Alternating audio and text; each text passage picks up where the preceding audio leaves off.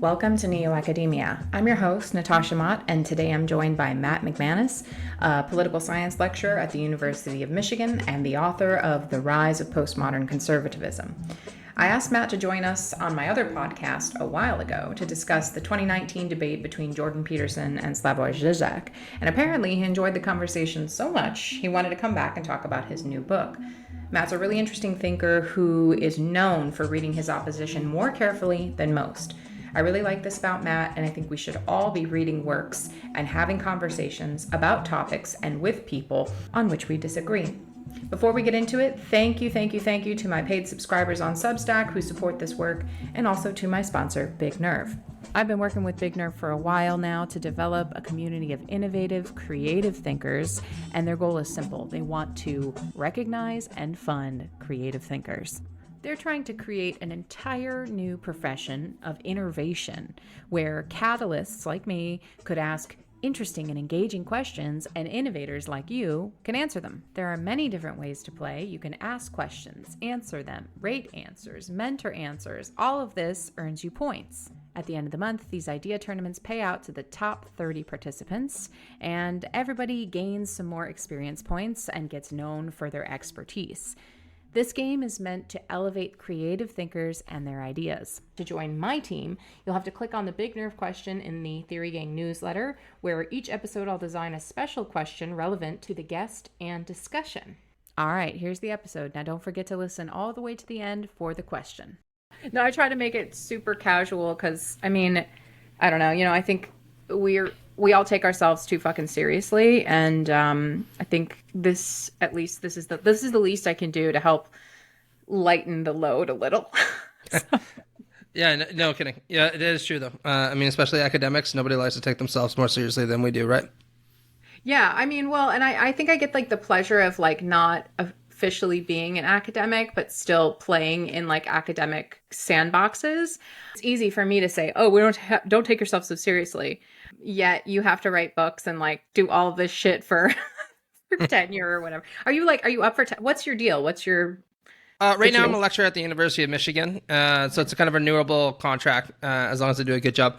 But we'll see. I'm applying for a bunch of different things. Who knows what the future holds? The problem with academia is you got to like, you probably have to move, right? You probably won't get the job exactly where you are, and you have to uproot your whole fucking life. And oh, that's for sure. We've already moved a couple of times, right? We went from Mexico to Toronto, and then from Toronto to Michigan, all in the space of about 3 years. So, it's a lot of changes. Also, you can lecture to a bunch of like snotty nose undergrads who think they fucking know everything anyways. Yeah, fuck. I had a student just the other day who was so pissed off just about something I was lecturing on, and I just had to sit there and explain to him. I'm like, listen, I am just teaching you this. Like, I don't agree with this position, right? And he's like, yeah, but why are you teaching it then? I'm like, because you have to know it, right? If anything, the fact that you're getting so pissed off about this is probably a really good tell that you need to know about it, because you need just to push yourself a little bit, right? Just fucking baffling to me. That's kind of the fun part, though, is getting to talk to like young minds who are, whether they're willing or not to be learning this stuff, they have to. And it's an interesting thing. Whereas, what I've started doing on TikTok, it's weird. I just had like 6 people in my Discord, and I was reading, we're reading Camus. Yeah. And there's like 6 people in there. There's like 10 people on TikTok. And I would say maybe they're I don't want to say they're not primed for it, because they're choosing to be there. They don't have to be there. They're taking like a lunch hour to be there. So, in a sense, like that's kind of what I always dreamed of, was talking to people who are like, no, I want to hear about this shit. And in academia, you kind of get either like, let's say you get the advanced classes you get to teach. You're kind of you're preaching to the choir and kind of having like a bit of like zealotry around it as well. Because they're like, I need to get certified. It's a fucking weird world. I didn't mean to start off talking about academia, but since we are, you don't really talk about academia and and like political conservatism or like liberalism or progressivism too much. Have you written on this? I did way back in the day, right? Part of the problem is just that discourse has really been done to death, in my opinion, right? Everyone has their kind of back and forth on this, right? Conservatives confuse the academy of being, a bastion of liberalism, leftism, all that stuff. I guess I did publish something on this not too long ago. I released a review of Chris Rufo's book on counter-revolution with Nate Robinson for Current Affairs, and he talks a lot about this. But, they make those accusations, and then we fire back like, well, actually, for the most part, what goes on in academia isn't left-wing indoctrination. It's, like you said, asking a bunch of students, like, have you done the readings? No? Really? Like, nobody's done any of the readings? You do know, like, the test is coming up, right? All right, well, fine. Let's spoon feed it to you, right? So, it's kind of a tiresome discourse. There are a lot of people who've written about it, and some people get really passionate about it, and that's fine. It's not for me. Yeah. I mean, unfortunately, it's like the kind of work that you do, which I admire. Where else can you fucking do it besides the academy? Where else would you go? Because I mean, like, well, no, I'm asking you literally, where else would you go if you weren't an academic? Well, if I had enough money to live on my writing, then I probably would do that, right? That's just a very hard thing to do, as you know, right? Doing the, I do know. Podcast, public intellectual type of. Take my friend Ben. Ben Burgess, is a buddy of mine. He has a big Patreon and a YouTube show and a bunch of other things. But even, with all that, he still needs to teach a class or two every semester just to kind of keep a roof over his head and keep his health insurance, right? So I'm in a very similar boat, right? I would never be able to just live off my writing and my other protections. So teaching is a really good way to keep a roof over my head.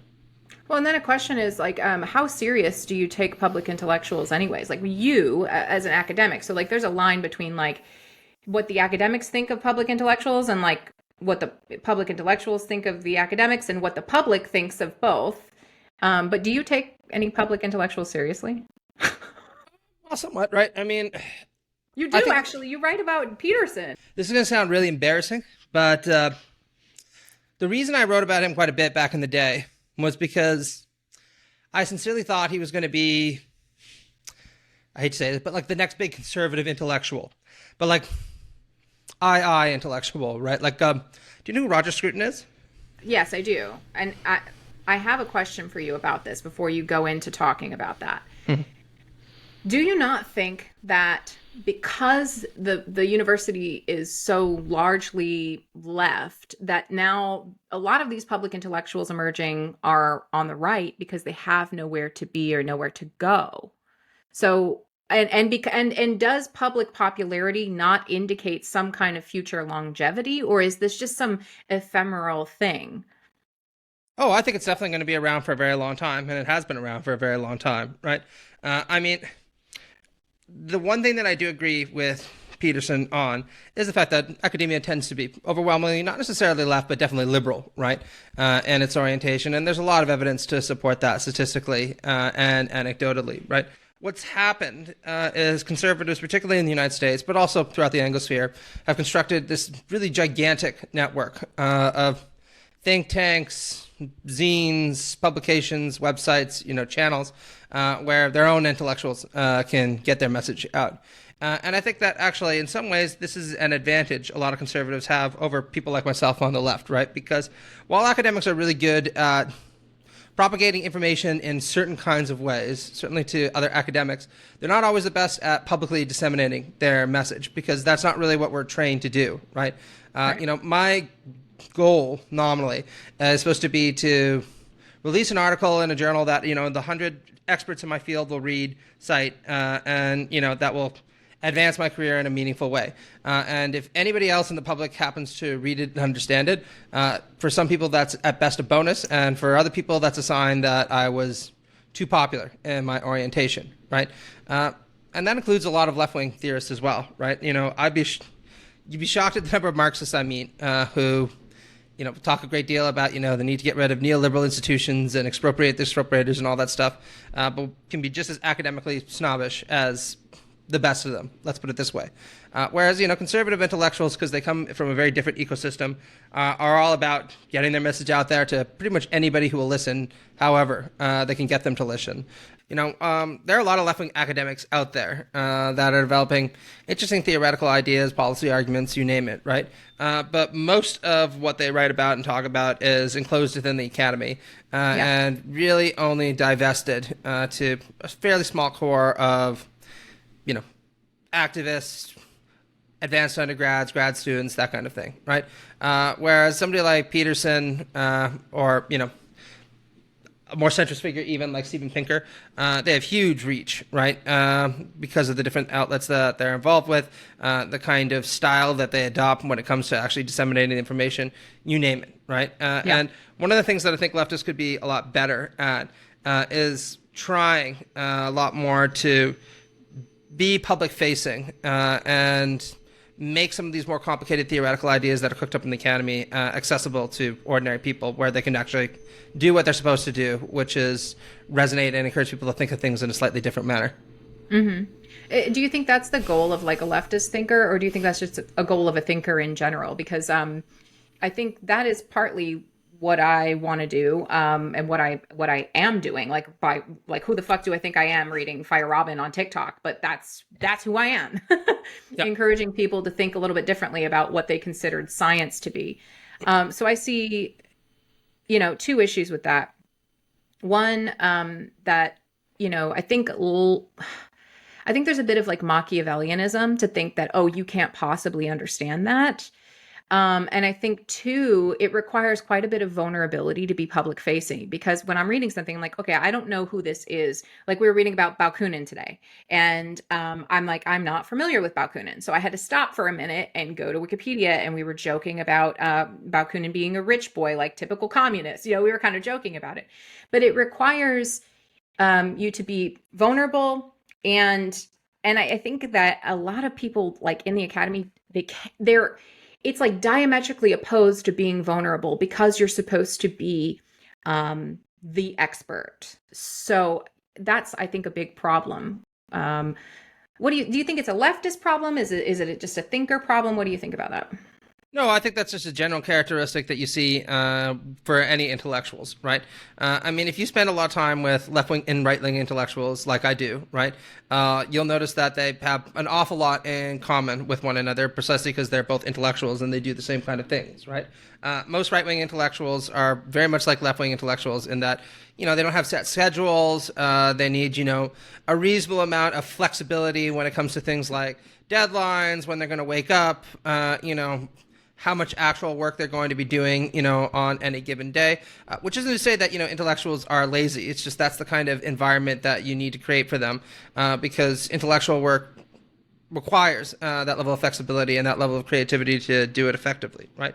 On a worse front, most, left-wing intellectuals I know go through bouts of egotism, where they feel that they have everything sorted out, followed by crippling paranoia and a feeling of self-doubt, followed by deep feelings that the world is ignoring them, or feelings that they're just about to crest and break into the mainstream, right? And most conservative intellectuals I know are exactly the same, right? They combine egomania with crippling self-doubt, coupled with this healthy persecution complex that drips out up until the minute where they achieve a little bit of notoriety, when all of a sudden that'll disappear and they try to become a lot more svelte and self-confident, right?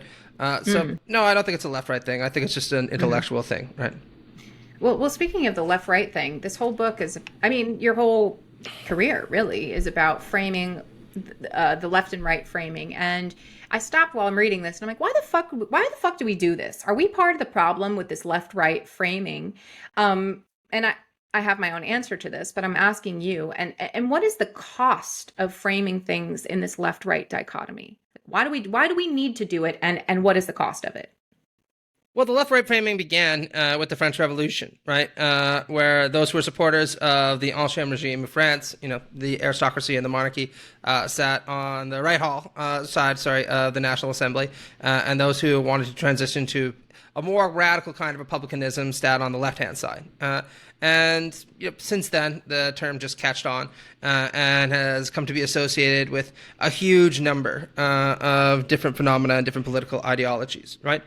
Like everyone else, I think that the left-right framing has its very serious limitations, and you can do whatever it is you want to do to try to add complexity and nuance to it. A lot of people now like that four-sided graph, right? Left authoritarian, left, libertarian versus, right authoritarian versus right libertarian. But the problem, of course, is that the more nuance you add, the less the catch-all heuristic really resonates, right?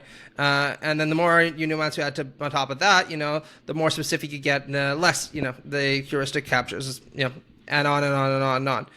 So the reality is that I don't think that we're ever going to get away from the left-right heuristic until somebody comes up with something better, because as deeply flawed as it is, it's just become so part of the pop culture, and it's so useful in so many ways that it's just going to stick around. Mm-hmm. Yeah. And and then a natural cost, obviously, is then losing the nuance. But I think that is the next best thing is to like lean into the nuance. Because if we truly want to get away from all of the bullshit, war and the awful infighting and all of that stuff, then we just have to kind of accept kind of like a radical individuality at some point as a collectivist ideal, right? Oh, absolutely. Right. In terms of, how it is, in terms of, how this relates back to the left-right binary, right? Most people ideally would learn from all ends of the political spectrum and all facets of the political spectrum, because there's insights to be found on the left, the right, the center, you name it, right? And I'm just speaking for myself here. Even if you're somebody who is committed to the left, like I am, there's things that you can learn about yourself by reading right-wing authors, because it's kind of like hearing someone else talk about you, right? It can be uncomfortable. Yeah, it can sometimes be even infuriating because you think that's just not who I am, right? But it can reveal things about yourself that you might not have been aware of if you were just reflecting upon your selfhood from your own standpoint, right?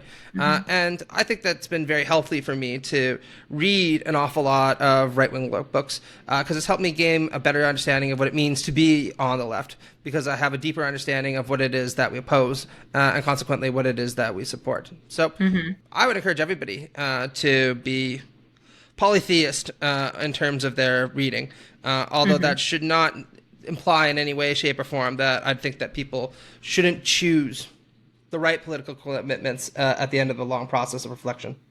Okay. Well, maybe I'm still in my reflecting stage, because the more I read, when I read someone, I read them deeply from their perspective, I guess, like it's like you said, listening to someone talk about you. I think in that capacity, I also listen too closely when people talk about me, and I don't go, oh, you're full of shit, which I think I'm starting to. Maybe this is like a maturing process of understanding and evaluating feedback where you go, this is absolute horse shit. But I think when it's about yourself and you identify as one way, like I identify as the left and I'm reading a conservative thinker say that about me, you go, no, this is why I am this way because of X. And you learn to kind of support your own argument, maybe the more that you read. Would you say that your stance as a leftist is kind of like firmed up since reading more from all sides? Yeah, I would say so, right? The reality is that I've become more left since I've started reading a lot of right-wing work. And now that might seem paradoxical, but partly it's a result of the kind of clarificatory process I was talking about, and where my own positions became a lot more transparent to me through, this study and contrast, right? But it's also because I think that if you read the right carefully, and you engage with its great authors, two things become very apparent, right?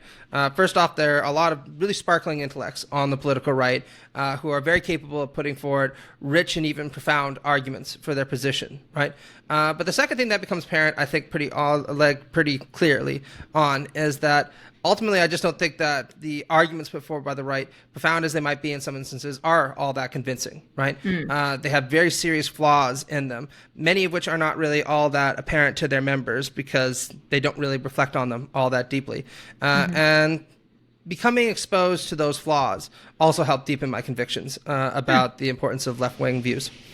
Well, let's get into it then, because I think the very first instance in thinking about this book, I was, besides asking, why are we doing this? I started thinking, okay, well, what is a left-wing thinker versus a right-wing thinker? And you go in and define that very clearly in the book.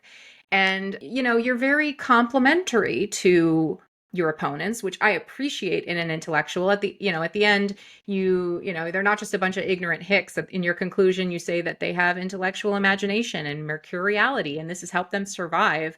Even now, you just said that they have a sparkling intellect.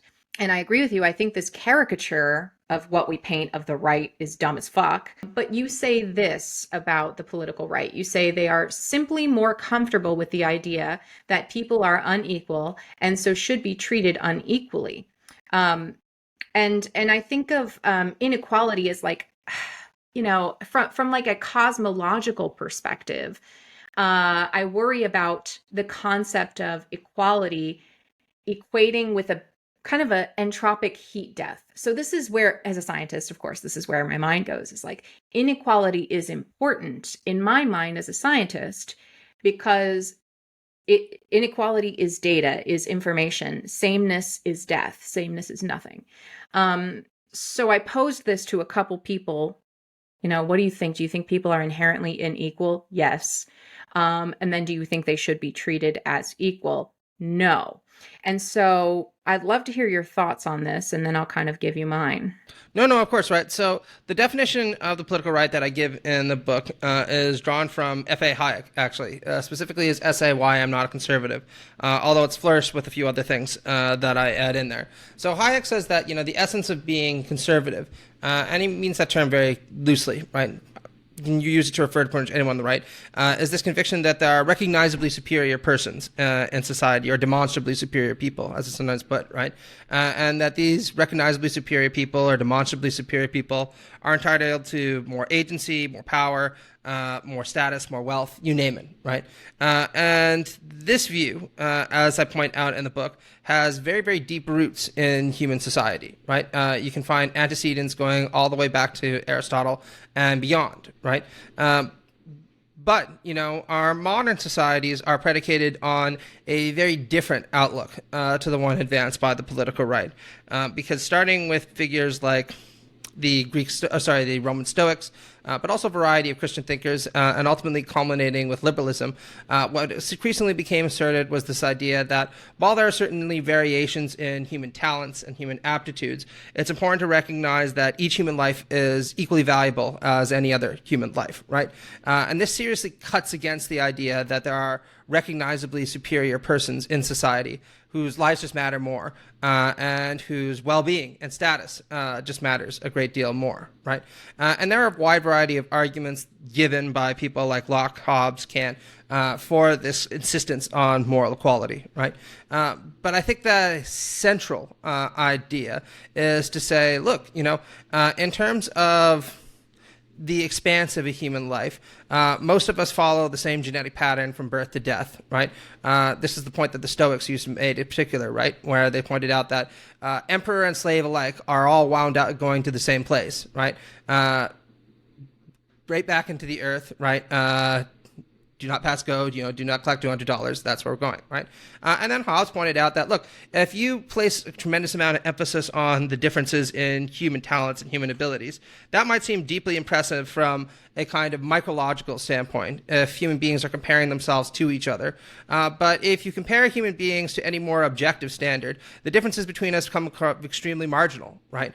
Somebody might be able to lift 200 pounds and another person might only be able to lift 100 pounds. But that's extraordinarily minuscule next to, what a whale, for instance, might be able to do with, its strength. And that in turn is minuscule if you think about it in cosmological terms. And then, Hobbes also said, you might think that some people are just innately far more intelligent than others and that these aptitudes are a sign of their recognizable superiority.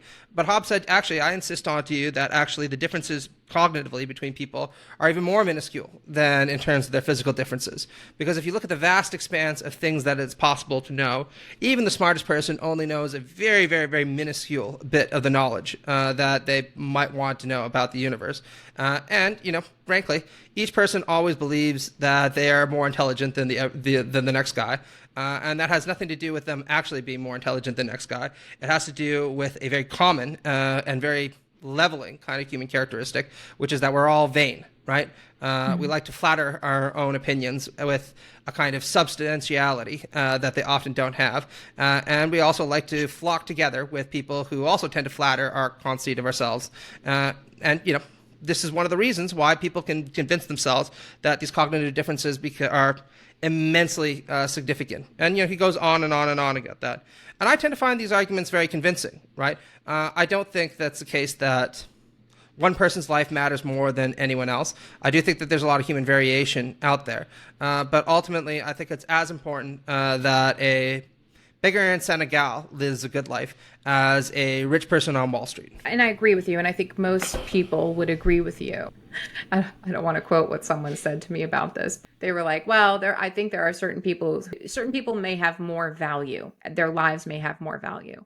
And I think they cited someone who, is strung out on the side of the track somewhere, and, they live most of their existence as such, versus, I don't know, who's your favorite intellectual of all time? Probably MLK. Okay, versus MLK. Most people are kind of like, yeah, we think most people should be treated equal, but at the same time, we don't treat those people equal. So, how do we reconcile this? Well, I think there are a lot of different reasons for this, right? One is that demonstrations of human weakness, which should solicit compassion on our part, often solicit very different emotions, right? I think by exposing human weakness to us, we are often exposed to our own frailty, our own failings, and the kind of vulgar reality of our body and its capacity for decay. And many of us respond to that with disgust, revulsion, and even hatred, right?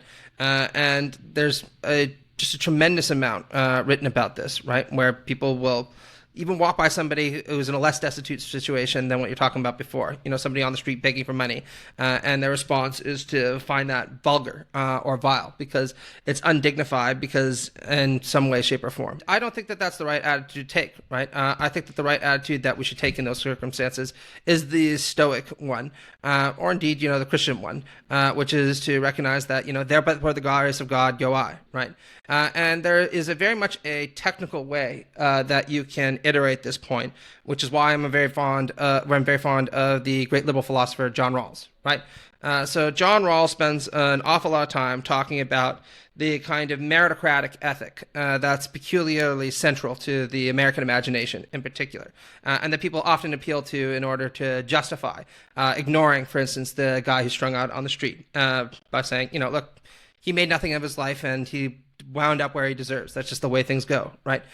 So Rawls says, look, think about it like this. When you recognize that the distribution of natural talents and disabilities is purely the result of a genetic lottery, some people are born with extraordinary abilities, some people are born with extraordinary disabilities, including a propensity to addiction, then that undercuts a lot of this idea of meritocratic desert that we've become so enamored and so enraptured with, right? And he says things don't even stop there. We have to go further, right? And recognize that upbringing matters a great deal as well, right? So some people, for instance, might be born before their brothers and sisters. Interestingly enough, that can be very determinant of life success, since children who are first in birth order tend to be more successful than their counterparts, right? Or children might be breastfed, or children might be read to by their parents, or children, might have an alcoholic parent who is never at home, who beats the crap out of them, and who leaves at age 10, right?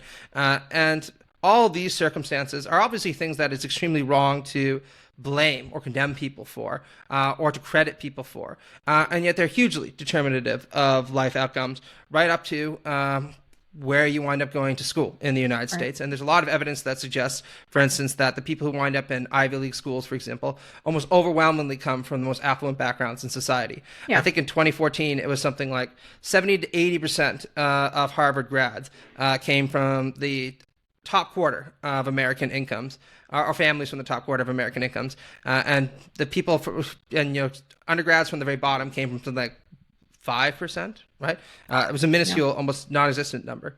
And then on top of that, Rawls says, we can add even something a little bit further than that, which is that even if you are lucky enough to be born with natural talents and lucky enough to have, fortunate circumstances growing up to be able to develop, foster those talents, make something meaningful of them, you have to be lucky enough to be born into a society and an economy where you can operationalize those talents in order to make a living, right? And as somebody who grew up in the 2008 recession, I'm very empathetic with that, because you could very well do everything right per se, and find out that you're in an economy that's shit, or you're in a country that doesn't actually value the skill set that you have, or the skill set that you developed actually is no longer meaningful any longer because technology has outdated it, right?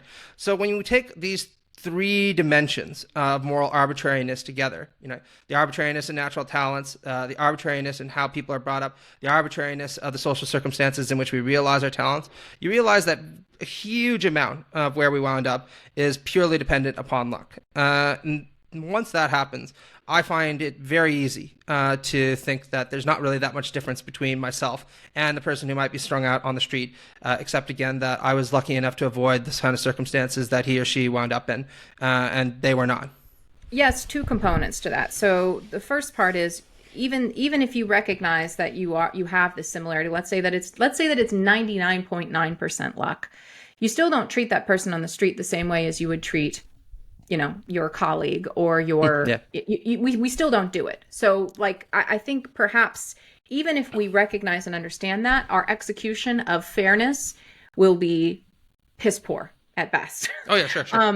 And then secondarily, I think this is why a lot of leftists are pushing this kind of what I don't want to call it like neo-determinism, but it's like this determinism minus God. They want Sapolsky has this new book out, Determined. I haven't read it yet, but it's basically saying, well, we can't really fault people for what the fuck's wrong with them. So, why are we still being punitive or whatever? And then, you've got people who are like, well, we have to be punitive to maintain social order. And I think that's where a lot of conservatives live, is they're like, to maintain, like that's a nice ideal, Matt. Like, that's very sweet. Like, yes, okay, but that's just the way the fucking cookie crumbles. Like, you were born in Somalia. I was born in a, gold-plated New York City penthouse apartment. It's kind of just the way it is. And so I think somewhere in the middle between that hard determinism and like the completely false meritocratic hierarchy is where I think most people try to live. And I think this struggle between them is what's most interesting. And bucketing it into left and right, I think, is just like another way of kind of like balancing the equation and trying to figure out and smooth out how to get somewhere in between. So with that being said, like, let's get into some of these thinkers you talk about. The first one you talk about, and you've talked about Burke on my podcast before. Maybe you were writing this book when you came on Syllogism. So it was I think so, yeah. Yeah, fresh. It'd be around that time, yeah. Yeah. Again, I think we talked about Zizek and Peterson when you came on that podcast. And the thing that I admired most about that was how they kind of came together and found things that they agree on. And I think when I'm reading your book, that's what I'm thinking about as well. So you start out talking about Burke's concept of the swinish multitude and how kind of like, like the masses, yuck, and I don't think this is entirely like of the reactionary tradition. A lot of people feel this way about the masses. And this feeds into the point of like Zizek, when he says, what does he say about love? He's like, you can't love everybody. I don't love everybody. And that's why I love somebody. And so I think about this also when I think about inequality, is like we are naturally suited towards inequality, towards people who are further away from us versus people who are close to us. And you talk about Burke and aesthetics in this chapter. So maybe you can speak to that a little bit. Sure. Well, one of the things that I do in this chapter is I really foreground the importance of Burke's aesthetics theory for understanding his outlook, right? Particularly his early book, Philosophical Inquiry into the Sublime and the Beautiful, right? And in this, actually, I'm following Mary Wollstonecraft, right, who was also a very early critic of book in her Declaration of the Rights of Man, in Vindication of the Rights of Man, and who also thought that understanding his aesthetic outlook was the kind of Rosetta Stone to getting Burkeanism, right? Now, there are a lot of different reasons for this, but I think the simplest one is trying to understand how he thinks, or that we can actually justify various kinds of inequality within society. And what's really striking, if you read the reflections on the Revolution of France, is Burke often insists that it's very difficult to rationally justify inequality, right? Precisely because all human beings are just animals in a certain kind of sense. If we are unveiled in our naked form, right? And in fact, one of the things that he's very critical of Enlightenment thought for is stripping away what he calls all the pleasing illusions that make subordination easy in many ways, shape, and form.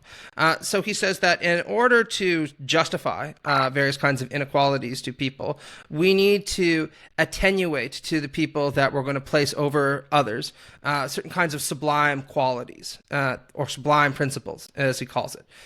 These are principles that, make them seem larger than life, right? That give them a kind of power or an aura that human reason can't fully grasp and can't really fathom, and so it feels compelled to subordinate itself to them instead, right?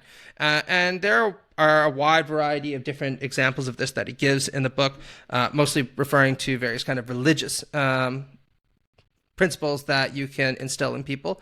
But it's a remarkable idea, right? And it has a long history in conservative thought, right? Where what you will consistently see is people on the right insisting that those who are going to occupy positions of power or prestige in society have these kinds of sublime qualities that are attached to them. And if you don't believe me, I'd really recommend reading Donald Trump's The Art of the Deal, right? So Donald Trump is sometimes characterized as a figure who fits uneasily within the conservative tradition. But one of the points I make is that actually he fits beautifully in the tradition, particularly this Burkean sublime tradition. Because if you read The Art of the Deal, Trump, Burkean to his core, says, listen, I engage in a little bit of what innocent exaggeration that's called truthful hyperbole, right? And this is because people don't like to just live in ordinary reality. They like to think that they are part of something that is the biggest and the greatest and, the most extraordinary thing of all. And they get very excited, and they're willing to listen to people who feel that who they feel elevate their life in this way and whose greatness they can participate in, right? And this is a very canny insight on Trump's part that, again, echoes this kind of Burkean ethic. The problem that I have with it is exactly the problem that Burke indicates in his book, that there aren't really sublime qualities that are attached to people, right? Sublime qualities don't exist in people themselves. They're projected onto them by others. They're kind of a pleasing illusion that makes it easier for us to imagine that a person might be better or bigger or more extraordinary than anyone else, right? And very much like Mary Wollstonecraft said, we need to kind of grow up and realize that thinking this way constitutes a mortal antipathy to reason. I think that it's long past time we kicked ideas like the sublime in politics well outside of the purview, if at all possible. So, forgetting the sublime for a moment, the aesthetic plays a very important role in human existence, period. Thinking just from, a biological standpoint, you choose a mate that you think looks fit and apt and, and that's aesthetically pleasing. So, I mean, maybe if we want to go pantheistic with it, we could say that there's some sublime, divine inheritance there. But okay, and then also, I have a lot of thoughts about this. Also, thinking about like the modern left, they definitely are like, nah, fuck the aesthetic. Like we're gonna, there's even this kind of meme about like the left looking ugly and being ugly on purpose, intentionally. Like I purposely subvert your perception of beauty. But in a sense, don't you think that's becomes its own aesthetic and it becomes bastardized into its own aesthetic? Like, I mean, can we avoid the aesthetic and do we have to ascribe it to subordination? Why can't the aesthetic just be, why can't it be communitarian in a sense, where we all partake in some aspect of beauty? Yeah, I would absolutely agree with that, right? So this is the problem with any kind of argument for the sublime, right? The argument that Burke puts forward about the sublime is one that's intentionally intended to actually stultify thought rather than to encourage it, right? Because the sublime in his book, right?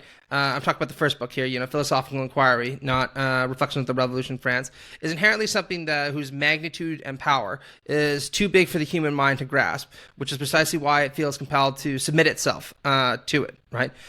Now, the problem with this, of course, is that when you ascribe these kinds of principles to human beings, falsely to my mind, then it very easily induces a kind of uncritical attitude towards them, right? Where you think that these people are larger than life, transcendent beings who have access to almost a kind of special wisdom or even a world historical kind of destiny, and your job is just to follow them.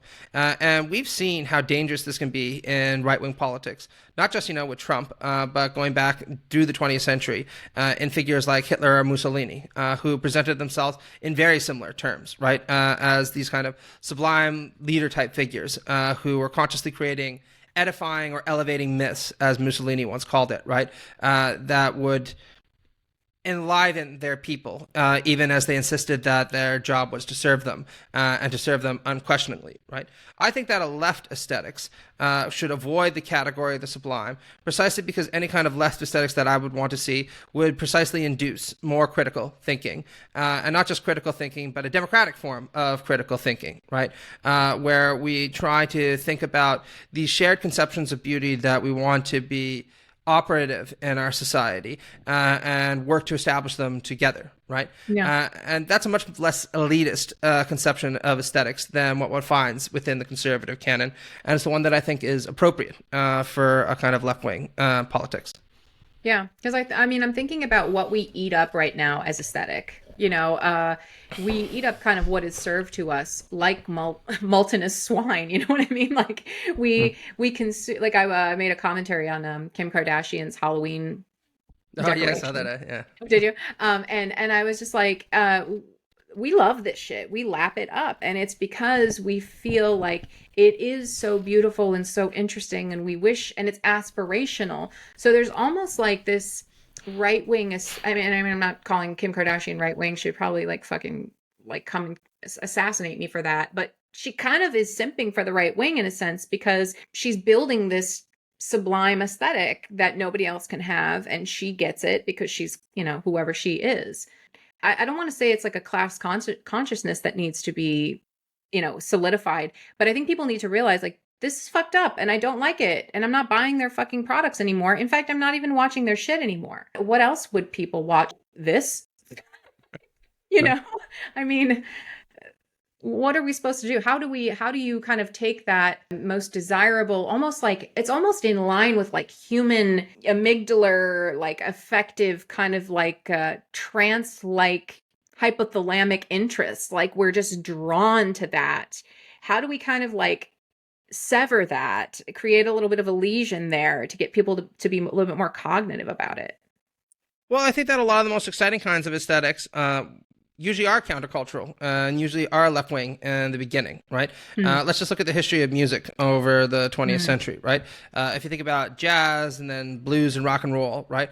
All these were initially countercultural developments, right? Or you can think about punk and rap. All these were kind of countercultural and even anti-capitalist kind of movements or aesthetic movements at the very beginning, or aesthetic approaches, right? The problem, of course, is that capitalism has proven extremely gifted at internalizing its own criticisms and indeed expropriating initially anti-capitalist forms of aesthetics and transform them into something that's easily commodified and a lot less threatening to the system, right? And this has been a thesis that's been around since Theodore Adorno, and I don't think it's lost any of its power, right? Let's take something like rap, for example, right? We've come a long way from Public Enemy, right? It takes a nation of millions to hold us back, to, the kind of stuff that, Kim Kardashian would be playing at one of her parties, for example, right? And that's a regression in a lot of ways, because it takes something that was originally inspiring, insurrectionary, and that offered political hope for a change in our social circumstances, and it dilutes it down to something that is easily reproducible, without, any kind of political or social substance, and whose primary function is, again, mainly to induce you to be uncritical of your surroundings, because you're kind of drawn in to this ecstatic atmosphere and lulled by it rather than alerted by it. We're not going to cite Mark Fisher now, but what I think about is kind of like the allure of people where, when you talk to most people on like a human basis, they all feel the same, like, yeah, that's fucked up, but maybe they feel like, well, good on them that they made it. And they think that way because they're like, well, I hope that someday I could possibly make it. But what they don't realize is that, Kim Kardashian is living kind of in her own hell. On your chapter about Hegel, you called Carlyle's great man, or the Napoleonic world spirit, a pencil pusher. And I was just like, oh, it's so true, because once you acquire this grandeur, then you have this, it's not freedom that you acquire. It's not this like wonderful like communion with the spirit. It's not like I fucking made it. It's like, no. And Kanye, I think, is like the perfect personification of this, because it's like, now he's in fucking hell. Like, oh yeah, definitely. I mean, now he got what he wanted, and like it's a monkey's paw for sure. So in this chapter, one of the interesting things I feel like you're trying to say, and tell me if I'm wrong, but there's like maybe this like kind of attempt at like a conservative usurping of Hegel. Like, is that a thing? Like, do conservatives try to reframe Hegel? And I understand how they would, with him being like a simp for the Prussian state and whatnot. But like, can you say more about that? Sure. So the section on Hegel in the book was one of the ones that I figured would be a little bit more controversial, precisely because a lot of people on the left really like Hegel. And understandably, right, I really like Hegel as well. I think there are a lot of insights in his work that are... Well, I don't blame you for not liking reading him, right? I think that he's an engine for thought. Let's just put it this way, right? But one of the reasons I included him is there's undeniably a very rich and very robust tradition of right Hegelianism out there. That's very different than the left Hegelianism that's probably more popular in the world today, right? But no less impactful on the right because of it, right? So right Hegelians, in the vein of people like F.H. Bradley, Michael Oakeshott, Roger Scruton, or Paul Gottfried, right, tend to argue that fundamentally Hegel's lesson is about reconciling yourself to the world that you live in, understanding its mechanics, and then not really trying to change it all that fundamentally, right? That's Oakeshott and Scruton's lesson in particular. It's the inactivity of Hegel. It's like the let it ride till the end of time when the spirit comes kind of deal, right? Exactly, right? So there's a kind of apolitical quality to their politics, almost paradoxically, because what ends up happening is that when you go through all the dialectical motions that you're supposed to in Hegelianism, what ends up happening is you end up affirming existence as it stands right now, and saying that social institutions as they are have a kind of necessity to them. And it's not my job to sit there and question or try to overturn that necessity. My goal is to try to understand it, right? And this, of course, has a pacifying function at the end of it. And Marx was very aware of this, when he wrote his critique of Hegel's philosophy of right and right Hegelianism, right, where he characterized Hegelian idealism as ultimately regressing into a kind of positivism, right, that just says this is the way the world is, and you can understand it, but you have to kind of accept it, right? And I tend to sympathize with his critique of this version of right Hegelianism, which is to say that ultimately the job of the philosopher isn't just to interpret the world, but to fundamentally change it. But, that's a different set of questions. Ultimately, I don't think that their reading, or the right Hegelian reading of Hegel, is accurate, precisely for the reasons that people like Zizek or Lukács or Brandon bring up, which is that you always have to appreciate in Hegel that there's a subversive negative at work that always undermines your own efforts to try to affirm the world. And that's not simply a conceptual problem, because these negations are latent and operative within the social form itself, right? But that's a much bigger question. All that's just to say that I don't agree with the right Hegelian reading of Hegel. It's just an important one that I had to talk about. Yeah, I think this interest in Hegel is very curious as of late, and I think anybody who's not terminally online may be like, "What are you talking about? I've never even heard of Hegel," or like, "I don't," if they're not in these circles or whatever. But like all the memeing, like the memeing of Hegel, we could Yeah. write, Oh yeah, it's all over the fucking place. Yeah. yeah. But I think the thing is like to actually read Hegel is like I want to choke. Well, you and everybody, right? Right. But it's particularly loathsome because it is so contradictory. And reading Hegel from Camus' perspective, he recognizes the absurdity in Hegel. And I enjoy that very much. But he also thinks, Hegel's philosophy is hugely problematic because, it doesn't lead to a better morality in many ways. We've gone back in history. I think we move progressively further and further back now, trying to look for answers for like, what do we fucking do? And that's why I think people are kind of going back to Hegel to try and understand this, and I like that you kind of move it forward. But should people read Hegel or like regular people? I mean, or is it kind of like a waste of regular people's time? What do I mean by regular people? I mean, just like people who have not already read all the bullshit that you've read. Well, I would say that, if you're interested in learning about Western philosophy, then yes, you should read Hegel, right? And there are things that you can learn from it.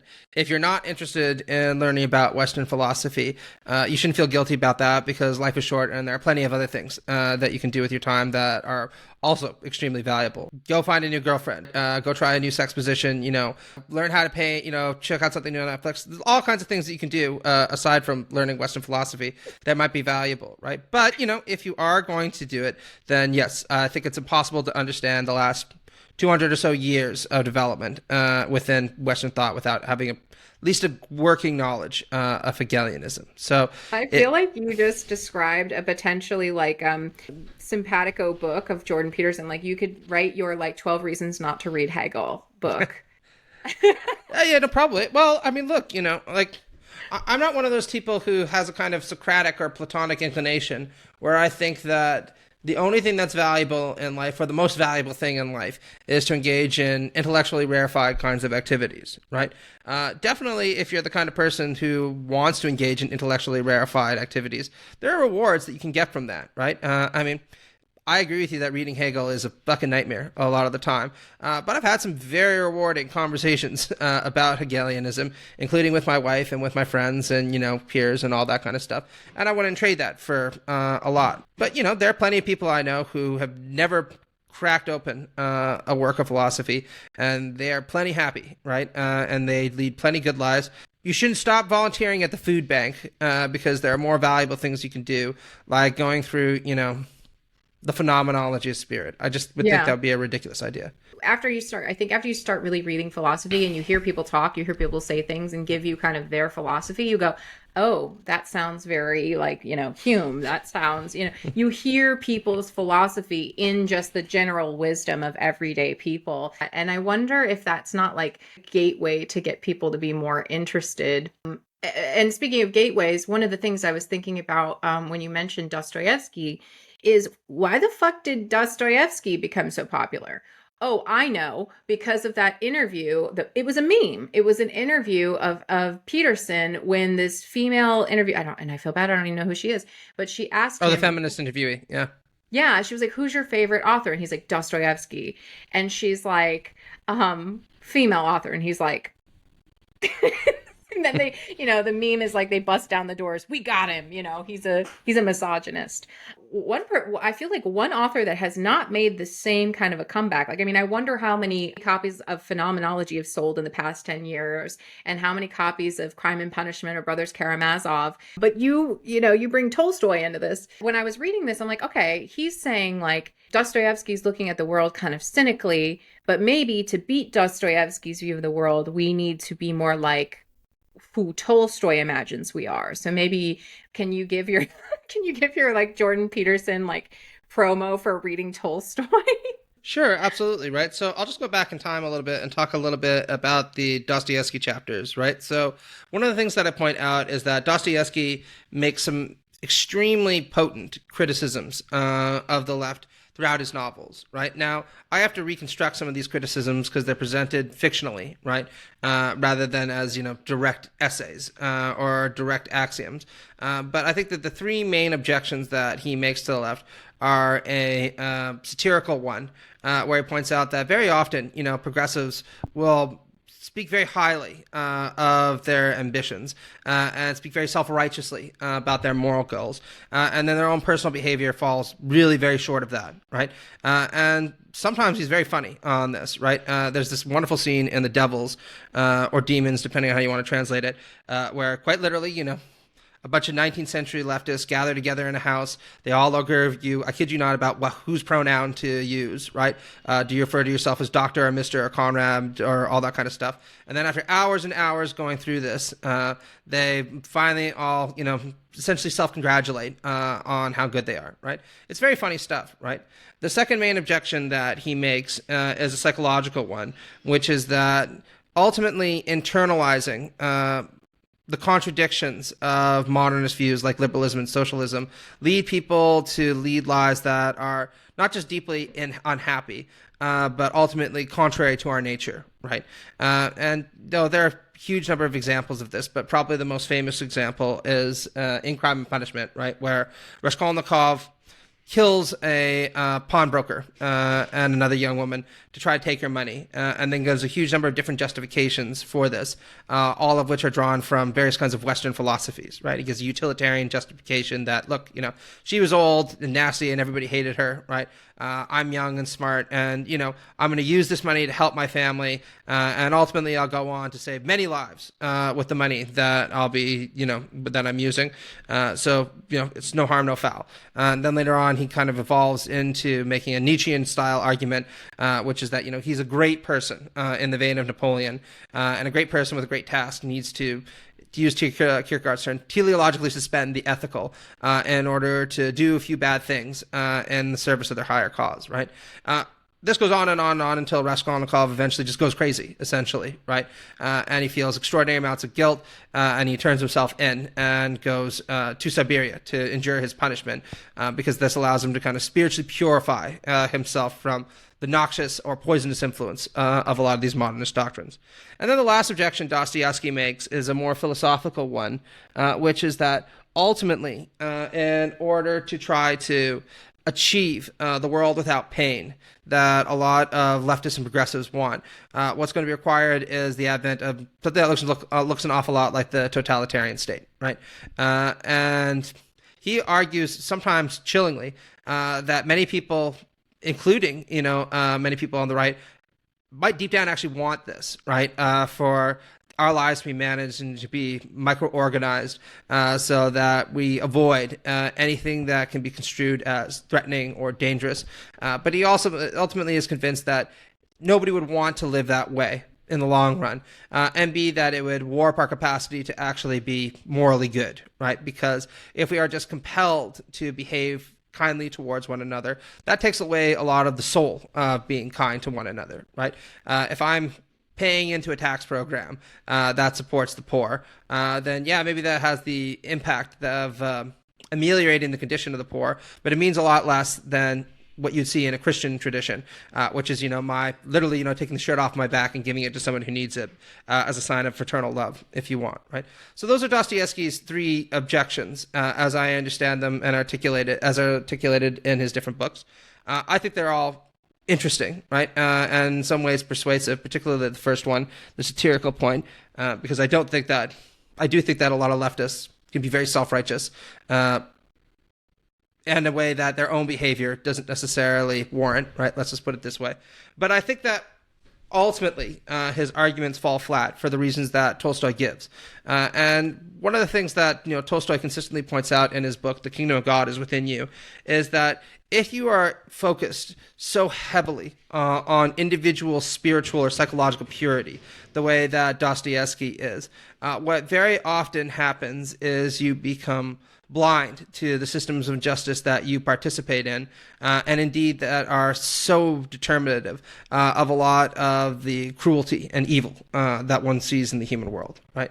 And he gives a huge number of examples of this, but let's just use one very simply, right? Where he points out that in Russia in the 19th century, many people, particularly of a conservative bent, said, look, the aristocracy and the monarchy may have their problems, but they're part and parcel of Russian tradition, right? And getting rid of them is going to involve an extraordinary amount of social change. Why should we do that, right? And Dostoyevsky said, well, beyond the fact that having a society where there are people who live in gigantic palaces right next to people who are living in a gutter, it's also the case that these forms of equality absolutely abet the titanic resources that are committed to war, because this is the kind of things that aristocracies tend to do, right? Aristocracies need to justify themselves through military action. And so sitting there and offering apologias for them is ultimately feeding into a system that is responsible for the kind of mass conflict that leads millions to die, human resources to be wasted on a truly industrial scale.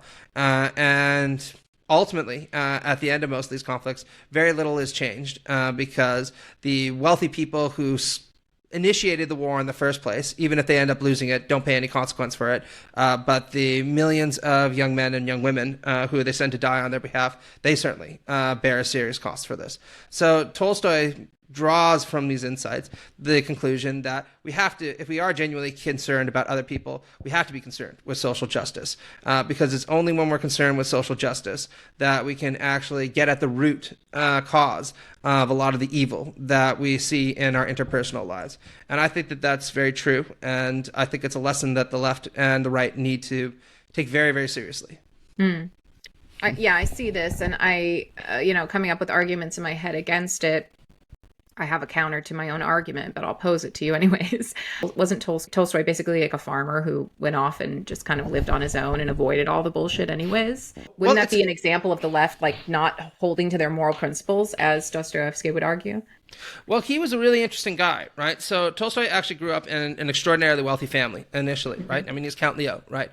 And he was a melancholic, depressed kind of guy, right? No surprise there, don't write 1,000-page Russian novels unless you're dealing with some issues on your own, right? But he went in and he fought in the Crimean War. And this was probably one of the most formative influences in his life, because he witnessed death on a mass scale. And, also put his life at serious jeopardy, right?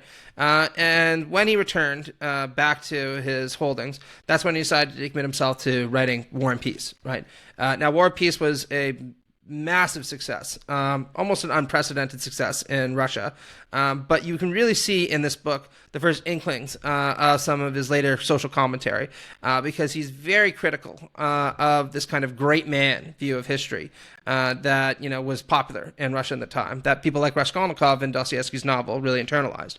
And a lot of the book is a critique of Napoleon, for example, and this idea that humankind or human willpower can master the world, particularly if it is assertive enough and ingenious enough.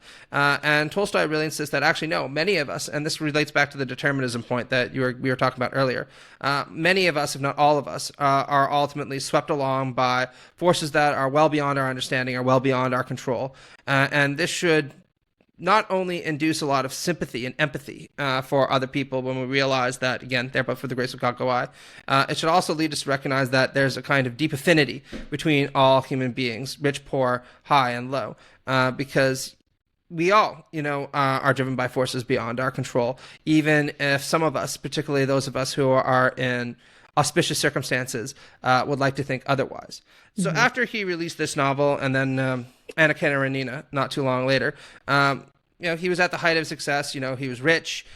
He was kind of middle-aged, but, he was an international celebrity. By all accounts, he had a loving family. But he went through an existential crisis. That's well documented in his confession, where he talks about how he was actually really contemplating suicide quite extensively, because he wasn't sure what it all mattered, really, or whether it all would mean anything in the long run.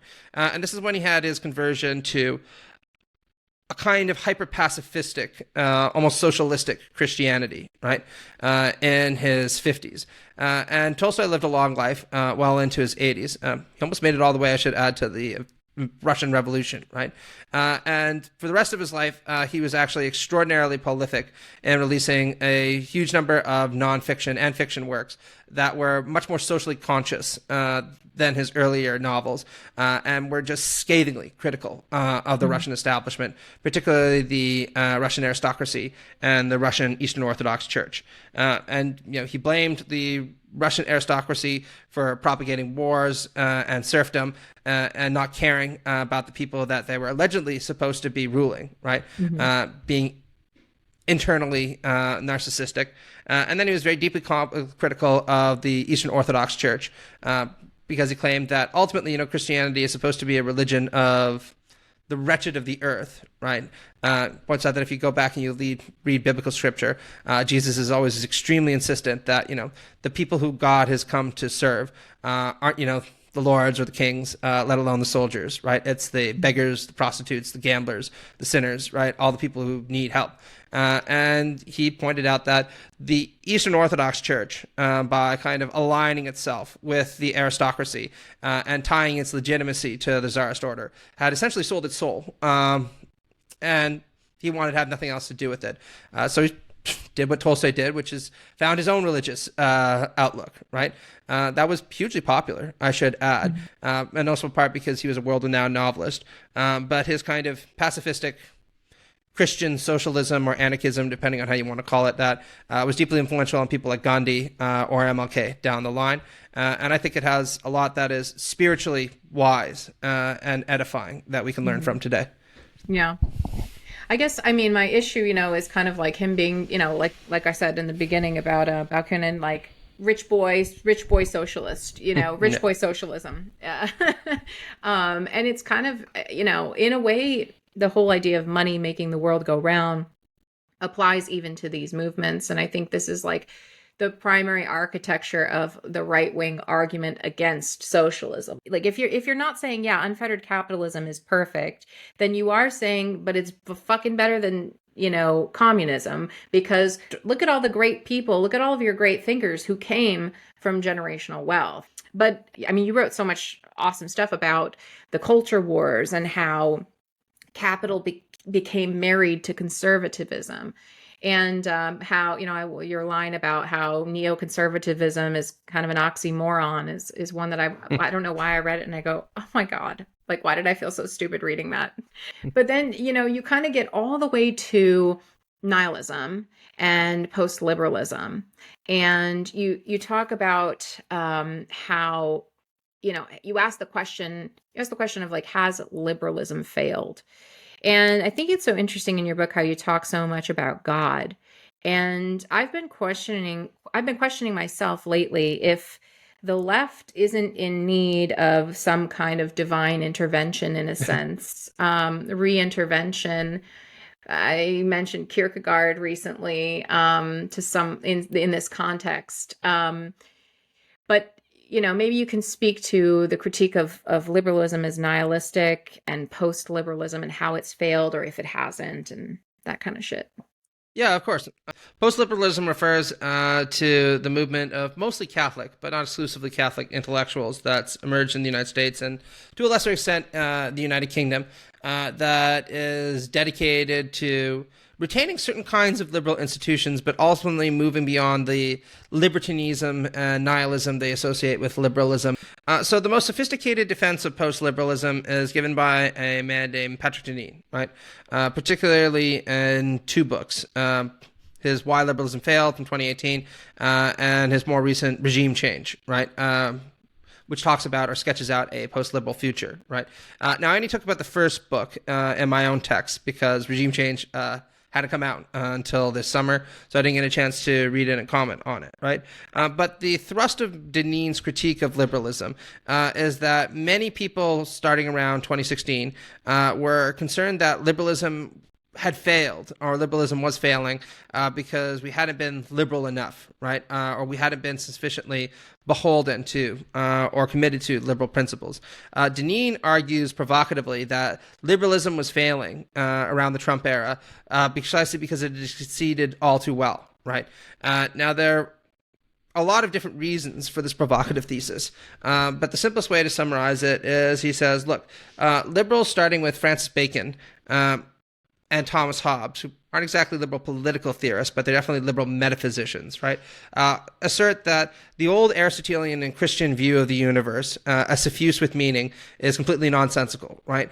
We need to be scientific materialists and appreciate that all that exists is matter and motion, and that matter and motion has no intrinsic meaning to it, right? Beyond the kind of meaning that we subjectively imbue matter with, right? And that includes, human beings, right? Where our life has no intrinsic meaning to it beyond, the kind of meaning that we create for ourselves. Now, Deneen says that this is the kind of metaphysical basis for the liberal outlook that eventually evolves. Because once you believe that, well, there's no intrinsic meaning to human life beyond what you yourself make for it, then that's mapped very successfully onto political convictions that hold that, look, the state shouldn't be in the business of telling anybody morally what to do, right? All the state should be in the business of doing is creating the kind of conditions for each person to freely pursue their own vision of the good life without interfering with one another as much as possible, right? And this is where classical liberalism emerges from, according to Deneen. And then he goes further to say, look, many classical liberals find the emergence of something like egalitarian or welfarist liberalism disturbing or perplexing. But he says it ultimately arises from the same kind of impulse, right? Whereas classical liberals felt that their job was to insulate individuals from interference with others so they can pursue their vision of the good life. What happens with egalitarian liberals is they say that the state has a role to play in empowering people to overcome their own natural limits so that they can pursue their vision of the good life with a great deal more felicity, right?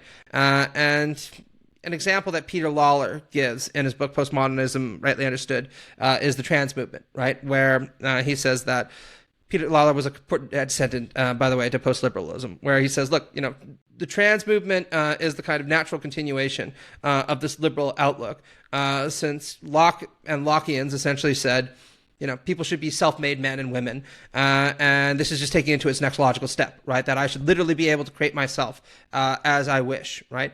And egalitarian liberals will flourish this by saying, well, the state should actively facilitate you pursuing the truest expression of yourself, including, the gender expression of yourself, by providing medical resources for transitioning as early as possible. So there's no inhibitions and no barriers to you being able to pursue this as successfully as possible, right?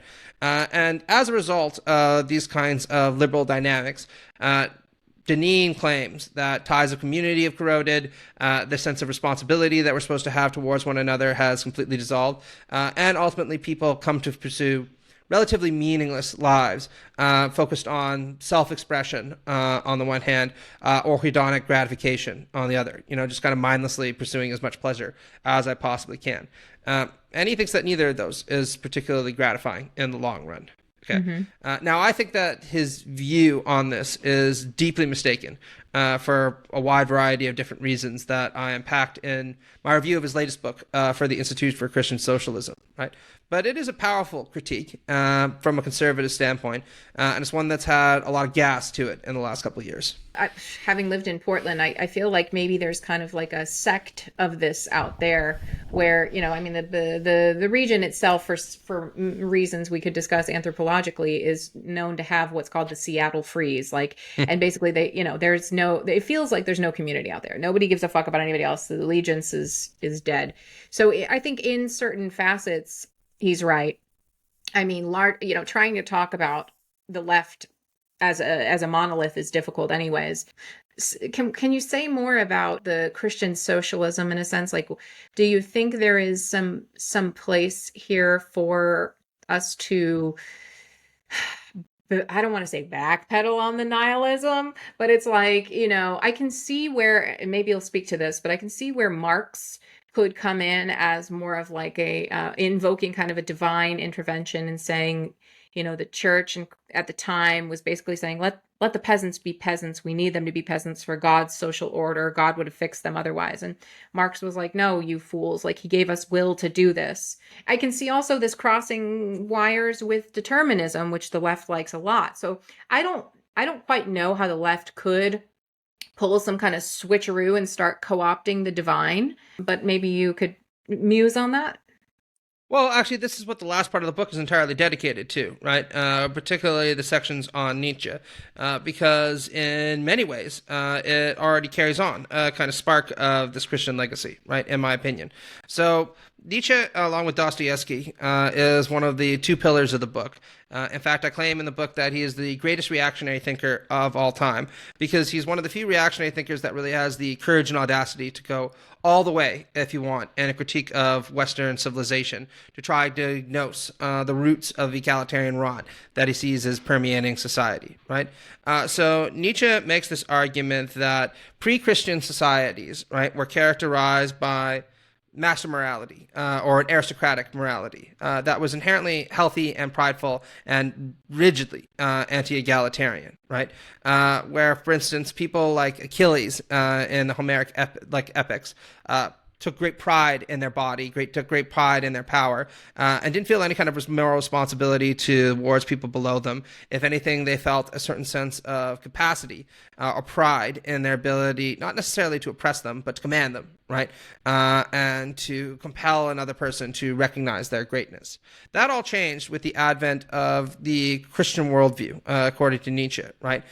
Where, at least from his standpoint, what ended up happening was the slave class, or the subordinate classes, who weren't able to overcome their masters physically because they lacked the courage or the willpower to do so, sublimated a lot of their desires for revenge into a new form of morality that inverted the parameters of master morality.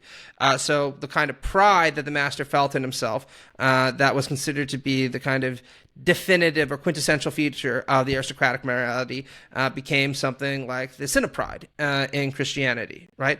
Or the kind of joy that Achilles or Venus would take in their body, particularly like their nude body, became seen as the sin of vanity, right? And, consequently, this also led to a lot of the demands for sexual chastity and a kind of revulsion towards the body that you also see in Christianity, at least according to Nietzsche. And, we can go on and on and on and on about this, right? But, the end result of this was the development of a moral system that insisted that, in fact, the aristocracy was evil, and it was the ordinary people or the herd or the slaves who were good and whom God would ultimately save. And Nietzsche says that this doctrine over time evolved into the modern doctrines of liberalism, socialism, and democracy, or support for democracy. Now, that might seem like an extremely counterintuitive claim, but he has some pretty compelling arguments for this, where he says, look, Christianity, amongst other things, internalized this doctrine, this Platonic doctrine of the will to truth, right? And just like all great things achieve their own overcoming, Christianity sacrificed its own metaphysics at the altar of its own inclination to truth, right? Because Christians, in their pursuit of the truth, constantly asked, questions about the nature of reality, about the nature of man, about the nature of being, until they reached, as it puts it, in the genealogy of morals, the fateful inference against themselves, right? Where they had to ask themselves whether Christianity itself was true, right? Particularly at the advent of the scientific revolution. So this led to the dissolution of Christian metaphysics, right? This belief in God, on high, determining everything. But Nietzsche says it didn't lead to the end of this Christian morality, since many of us are still committed to the kind of Christian ethic that was first advanced by the herd. It's just that now we give them more secular names like liberalism, socialism, and democracy. And he's not subtle about this at all. He famously says, what are socialists, right? Socialists are Christians with the residue of Rousseau, right? And the will to power. So what's quite remarkable about this, if you take it seriously, is that ultimately it's the political right, people like Jordan Peterson, who are militating against the advance of a kind of Christian ethic by wanting to hold on to or retain pagan aristocratic values about the importance of things like hierarchy, for example, or the personal excellence of certain kinds of superior men, like, say, Elon Musk, right? Whereas the trans activist and left activist and woke activist that he spends so much time despising, whether or not they believe in God or not, sure as hell believe in the Christian God's mission, that the wretched of the earth will know that the divine is on their side. Yeah, this is kind of where I thought things were going. But what's funny to me is, I mean, Nietzsche was right. God is dead in a sense. But now I feel like we're using God in a mutilated way for power. And I wonder also if people realize that they're even doing it. You know, I think last time you were on this podcast, I said this about Jordan Peterson, that I think he knows what he's doing. I wonder if now if the left catching on to this and seeing the power of Christianity, even still, at least in the United States, won't start to try and adopt some of these values as well. Oh, I think they already are, right? Yeah. I mean, I'm part of a group called the Institute for Christian Socialism, right? Yeah. And, you know, I tend to believe, broadly speaking, in Christian ethics, mostly because I don't accept Nietzsche's critique of them for reasons that we don't have to get into, right? But there are a huge variety of religious leftist organizations that are springing up all across the country, in addition to the one I myself associate with. I don't have time to go through all of them over the course of this podcast, but if people want, I wrote a whole op-ed on this for the magazine In These Times, right? Talking about, the Cornel West presidential campaign, talking about, ICS, talking about a lot of the new black radical or queer churches that are appearing, right? And I see this as a healthy sign that the left is recovering capacity to speak to spiritual issues in a way that it hasn't for a long period of time, but finding a way to speak to spiritual issues without sacrificing the important hard edges of materialist analysis that are so vital to so much of critical theory. Interesting. It's going to be fascinating to watch this kind of next series play out. But I think you're right. I think it is a healthy sign, in a sense, for the left that they're moving into this kind of space where they've really alienated and disenfranchised certain people, largely speaking in the Black community, who still hold to a Christian ethic. It is. I mean, hey, listen, I always tell people, right, whenever you sit there and associate the left with kind of godless atheism, right? It's important to remember that far and away the most successful progressive movement in this country's 20th century history was the civil rights movement, right? And had its roots in Southern Baptism and Christian socialism and Christian radicalism. And that's a big part of the reason why it was successful, I think. Yeah. I mean, the feminist women's suffrage as well, thinking about kind of the split, between the women of the church and the proto bra burners. Yeah, exactly. Right. Yeah. Well, I mean, this has been so fun. I love having you on, and the book is so reflective of your style. It's the first book of yours that I've read. It is exemplary of what I would consider to be neo-academic, which is, using Kanye references and calling Edmund Burke Eddie. I think it balances like the seriousness of thinking with also like the playfulness of, what is thought. So I think it was great. I loved having you on, and can't wait for the next one. Yeah, thanks a lot. It was great coming on. And if people have any questions, they can feel free to reach out on Twitter or email or whatever it is they need. Thanks for hanging out. The Big Nerve Challenge question for this episode is: how could we approach the art of reading opposing perspectives as a way to uncover unexpected truths and foster conversations that change our own beliefs? Head on over to Big Nerve to answer this question and more for a chance to win cash for your ideas.